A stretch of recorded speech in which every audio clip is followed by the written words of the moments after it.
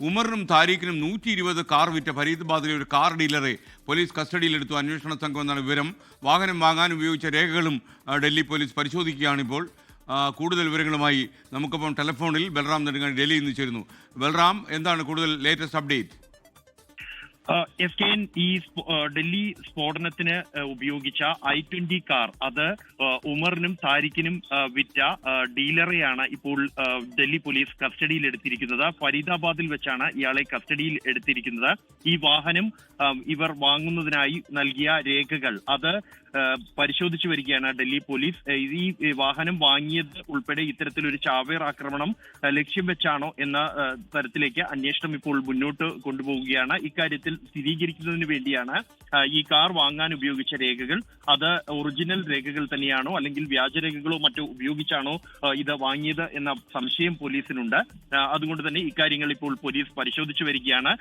ഈ കാർ വിറ്റ സമയത്ത് പല ഇടപാടുകളും അത് രേഖാമൂലം അല്ല കൈമാറ്റം നടന്നത് എന്ന അന്വേഷണത്തിന്റെ പ്രാഥമിക ഘട്ടത്തിൽ തന്നെ പോലീസ് കണ്ടെത്തിയിരുന്നു. ഈ കാർ ഇതുവരെ 5 പേർ കൈമറിഞ്ഞാണ് വാഹനം ഒടുവിൽ ഇപ്പോൾ ഈ സ്ഫോടനത്തിനായി ഉപയോഗിക്കുന്ന തരത്തിലേക്ക് എത്തിയത്, താരിഖിന് കൈവശത്തേക്ക് എത്തിയത്. ഈ ഏറ്റവും ഒടുവിൽ ഈ കാർ വാങ്ങിയത് തന്നെ ഇത്തരത്തിൽ സ്ഫോടനം നടത്താൻ ലക്ഷ്യമാക്കിയാണോ എന്ന അന്വേഷണമാണ് പോലീസ് ഇപ്പോൾ നടത്തുന്നത്. കഴിഞ്ഞ ദിവസം തന്നെ ഈ ലഭിച്ച തെളിവുകൾ അവലോകനം ചെയ്ത ശേഷം ഈ സ്ഫോടനം ആസൂത്രിതമാണോ അല്ലെങ്കിൽ അബദ്ധത്തിലാണോ എന്ന തരത്തിൽ ഒരു അന്തിമ നിഗമനത്തിലേക്ക് പോലീസ് ഇതുവരെയും എത്തിയിട്ടില്ല.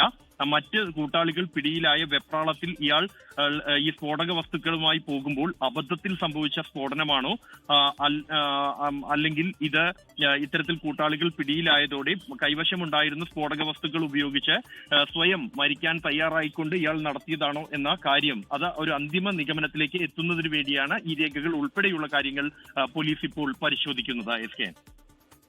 ഓക്കെ, ഡൽഹിയിൽ സ്ഫോടനമുണ്ടാക്കിയ i20 കാറിൽ വിൽപ്പന നടത്തിയ ഡീലറെയാണ് ഇപ്പോൾ പോലീസ് പിടിച്ചിരിക്കുന്നത്. അതുപോലെ ശ്രീനഗറിൽ മറ്റൊരു ഡോക്ടർ കസ്റ്റഡിയിലായി എന്ന് വാർത്ത വരുന്നുണ്ട്. തജാമുൾ അഹമ്മദ് മാലിക്കിനെയാണ് ഇപ്പോൾ പോലീസ് ശ്രീനഗറിൽ നിന്നും കസ്റ്റഡിയിൽ എടുത്തിരിക്കുന്നത്. ലോകത്തെവിടെയായാലും ഏത് സമയത്തും 24 വാർത്തകളും ഓഗ്മെന്റഡ് റിയാലിറ്റി പാക്കേജുകളും എക്സ്പ്ലെയിനറുകളും വിശദമായി കാണാൻ ഞങ്ങളുടെ യൂട്യൂബ് ചാനൽ നിങ്ങൾക്ക് സബ്സ്ക്രൈബ് ചെയ്യാം.